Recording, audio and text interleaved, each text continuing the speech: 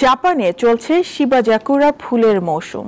হালকা থেকে গাঢ় গোলাপি রঙের এই ফুল ঘিরে প্রতি বছর সেখানে আয়োজন করা হয় বিশাল এক উৎসবে, যা দেখতে ভিড় জমান দেশি বিদেশি পর্যটক।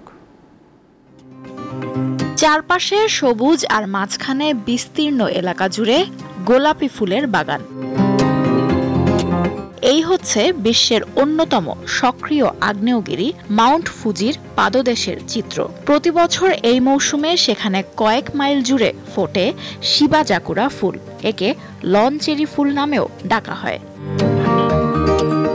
এবছর 15,000 বর্গফুট এলাকায় 5 লাখের বেশি ফুল ফুটেছে। এই ফুলকে কেন্দ্র করে প্রতি বছর এ এলাকায় শিবাজাকুরা ফেস্টিভ্যালের আয়োজন করা হয়। এটি জাপানের অন্যতম সুন্দর জায়গাগুলোর একটি। আমি যতবার এসেছি প্রতিবারই মুগ্ধ হয়েছি। এবছর এই উৎসবকে কেন্দ্র করে কয়েক হাজার পর্যটক এসেছেন এই শহরে। লুৎফা ফৌজিয়া, দীপ্ত, বার্তাকক্ষ।